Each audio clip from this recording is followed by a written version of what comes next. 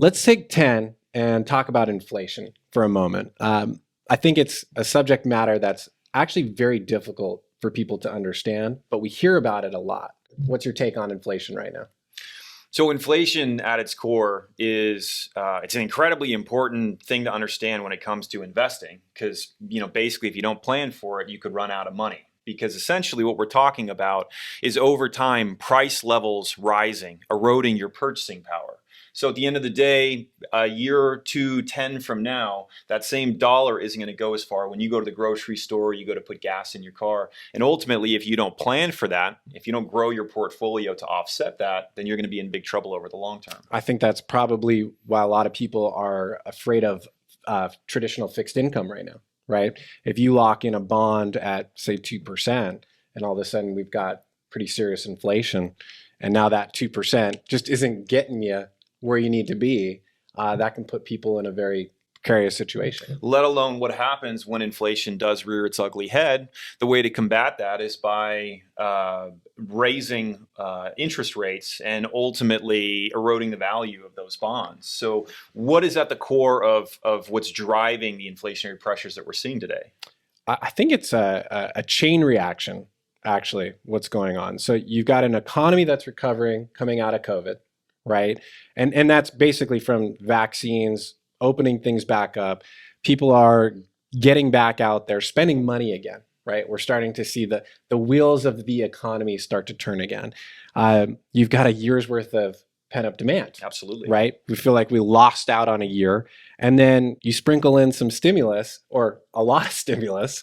And that's going to lead to more money chasing the same amount of goods, which is basically the definition of inflation, right? Yeah, and one of the other things to think about, or at least the way that I like to think about it, is it's really the velocity of money as it travels through the economy. So last year, everything shut down. You basically had that dollar stop flowing from one person to another, not because people didn't want to spend, it's because they couldn't. They couldn't go to restaurants, they couldn't go to movie theaters. And now you're starting to see the velocity tick up. Additionally, you need to think about inflation as it doesn't hit every segment of our society the same way. Ultimately, the lower rungs of the socioeconomic ladder are hit the hardest by inflation. Those are the folks that when they get that dollar, that extra dollar in their pocket, they are 99.9 to 105% likely to go ahead and spend that extra dollar. That's really what we're seeing right now that is driving an increase in commerce in things like clothing, in shoes, and things like that. It's really interesting because you don't really think of inflation as hurting the people at the lower end of the income spectrum. You're right. That's who it affects the most, right? If all of a sudden it costs me $100 to fill my tank of gas instead of 80, right? Someone who's making 250 a year, it's not that big of a deal. Like you don't really notice that extra additional cost. But somebody who's on a very fixed income, or maybe making minimum wage, or just above that, that's a huge increase in expense. And so when we talk about the stimulus, because I think really we agree that that's one of the main drivers for the inflationary environment that we're likely going to be entering. We're talking about $5 trillion worth of money that has been shoved into the economy.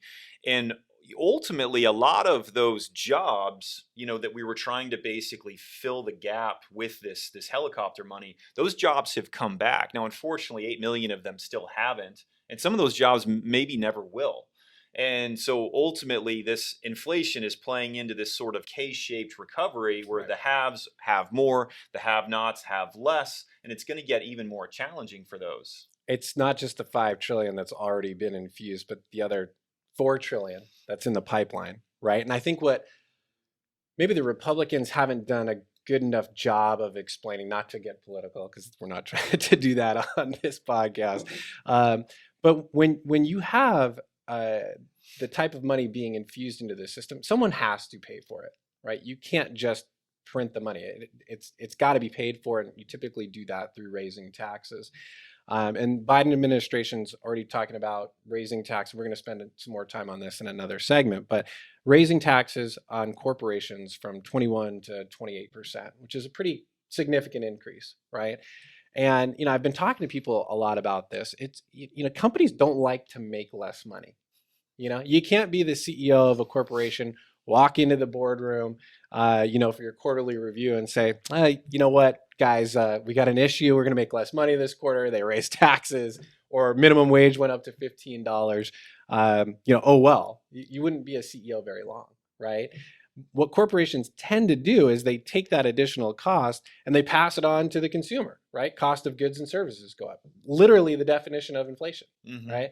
And again, affecting those lower rung income earners in the most significant way. And I think that's really the place that we're in right now, where I think inflation's really on the horizon, because if these tax increases do take place, you're going to see those costs get passed through.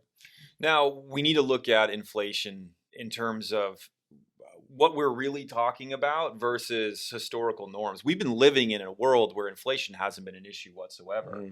We've been running at something like 1.6%, and there's sort of this long-term target of 3. The Fed has been operating off of a moving average target. They kind of changed their tune very recently and basically said, we're going to allow the economy to run hotter longer so that we can get a little bit farther ahead in terms of our growth before we have to start curtailing that growth. And hopefully we bring more people into this economic expansion that's happening. Now, the question is that possible? Can we allow it to run hotter longer and not have long-lasting effects from that in terms of significantly higher interest rates in the future? I think, to your point, a lot of people, when they think of inflation, they think to Jimmy Carter inflation, which neither of us were around during that time period. But I have a lot of clients who like to talk about their first home that they bought. They're paying 15, 17% for their mortgage. Now, granted, savings accounts were also double digits at that point in time. I don't think that's where we're headed or what we're necessarily talking about. If you have inflation hit 3, that's literally a 100% increase from where it's been, right? Because the percentages now are so small, these just what seem like little increases are actually very big increases. And at some point, we know that the Fed, to slow down an economy, typically raises rates, right? We talked about how it's going to affect what you invest in. If rates go up a point or a point and a half, what does that do to traditional fixed income? It's going to be devastating for traditional fixed income, especially long-term bonds. Essentially, the value of those long-term bonds moves opposite of interest rates. Interest rates rise, those values are going to come down. And that's why when you look to research houses like BlackRock, they're anticipating essentially a 0 return out of the U.S. aggregate bond index over the next 5 years. And the basis for that claim is the simple fact that interest rates are going to rise subtly even, and that's going to erode the nominal rate of interest that you're getting. The other thing to think about, though, is all assets, so stocks, real estate, things like that. What we're really doing when we put a value on them is looking at the discounted future cash flows from that investment. The discount rate is the underlying interest rate environment. When interest rates are really, really low, asset prices get really, really high. Thus, kind of that inflation that we've been talking about. Stock market's trading at the highest level it's traded at since the dot-com bubble, right? Yeah, so what's going to happen to all of those other asset values when you start to see rates rise? Really, you need to look at it from such low levels. When we were talking about going from a 5% cap rate on a piece of real estate to a 6, that was harmful, but not incredibly detrimental. When you're talking about going from a 4% cap rate to a 6% cap rate, that's going to move the needle quite a bit in terms of value. I could cut your value in half pretty quick. Mm-hmm. I think too, when we look at the stock market, I'm glad you brought that up. So forward-looking PEs are trading at about a 22, which we haven't seen since the early 2000s. And part of the reason why the market's trading so high is because companies can borrow at almost nothing, right? Like money is basically free right now to borrow. So what happens when it gets more expensive? That cost to borrow starts to increase. I think you're going to start to see those PEs come back down, right? And you're going to start to see companies trade at lower multiples. That's going to drastically affect people's portfolios. So you've got your equities not looking great for the future. You've got your fixed income not looking great for the future. Where do we go? That's ultimately the golden question, and that's fortunately, that's why we are employed at this point. It's to have these conversations and look at how we can construct a portfolio that A, keeps our clients emotionally grounded, but B, allows us the long-term successes that allow them to do what they want to do.